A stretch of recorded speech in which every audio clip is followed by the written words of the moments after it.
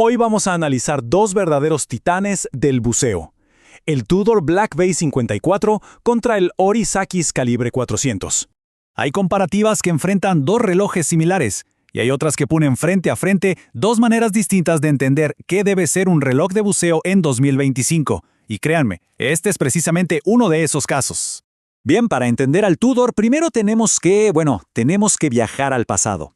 Porque su propuesta con el Black Bay 54 no nace de una hoja en blanco, sino de un momento muy específico en la historia. Y ese punto de partida es el año 1954. La referencia 7922, el primer reloj de inmersión de Tudor, nada menos.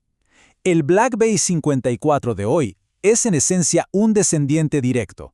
Es casi como una conversación con ese modelo original. Esa conversación con el pasado se nota antes que nada en un número. 37 milímetros. Ojo, que no es una medida al azar, es exactamente el mismo diámetro de la caja del modelo original.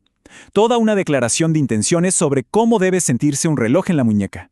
Y claro, ese lenguaje histórico no se queda ahí, se ve en cada detalle. Miren, por ejemplo, el bisel de aluminio. Tiene esa simpleza, esa limpieza visual de los primeros años del buceo. Luego está el cristal de zafiro, que es súper abombado y le da un perfil muy particular. Y fíjense en la corona, sin protectores, tal cual como en la referencia del 54.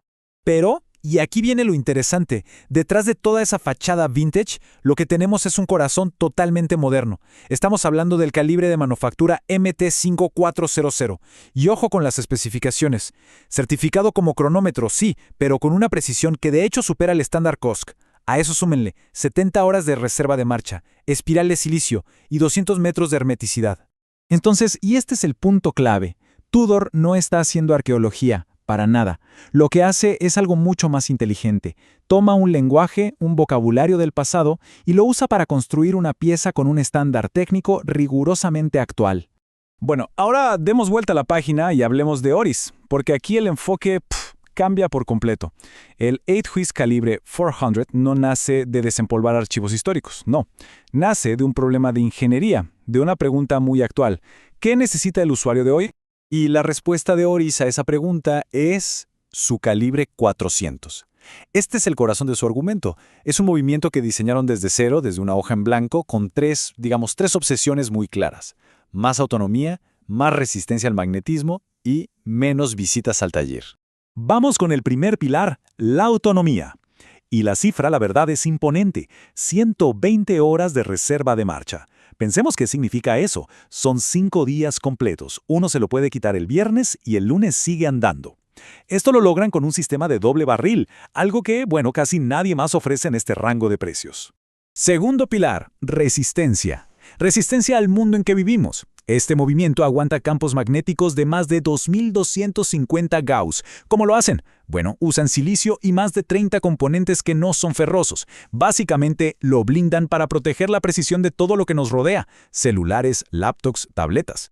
Y el tercer pilar, este redefine por completo lo que significa ser dueño de un reloj a largo plazo. Oris recomienda un intervalo de mantenimiento de 10 años. Y no solo lo recomiendan, lo respaldan con una garantía por el mismo tiempo. Eso es tener una confianza técnica absoluta en tu producto. Ok, ¿y dónde va montado este calibre tan impresionante? Pues en la ya conocida y muy robusta plataforma Equus. Hablamos de una caja de 43,5 milímetros, un bisel de cerámica que aguanta todo, 300 metros de resistencia al agua y una precisión que también se mueve en parámetros de cronómetro. Bien, entonces ya lo vimos. Por un lado, la herencia. Por el otro, la ingeniería pura y dura. La gran pregunta ahora es, ¿y esto cómo se siente en la muñeca? ¿Cómo se traduce todo esto al uso diario? Bueno, la clave en gran medida está en el tamaño. 37 milímetros contra 43,5. Miren, esta diferencia no es solo un tema de si nos gusta más grande o más chico, no. Esto define para quién es cada reloj. Los 37 del Tudor ofrecen una discreción, una versatilidad increíble. En cambio, los 43,5 del Oris, tienen una presencia que no pasa desapercibida. Es un instrumento en toda regla y no se disculpa por ello. Son en definitiva dos perfiles de uso totalmente distintos. Y aquí viene lo que hace que esta comparación sea tan interesante.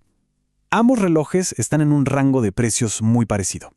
Así que la decisión final no pasa por el bolsillo. Pasa por una cuestión de filosofía. ¿De qué valora cada quien en un reloj? Y eso nos lleva directo a la conclusión. Que, ojo, no se trata de declarar un ganador, para nada. Se trata de entender que cada uno de estos relojes responde de manera brillante, pero a una pregunta diferente.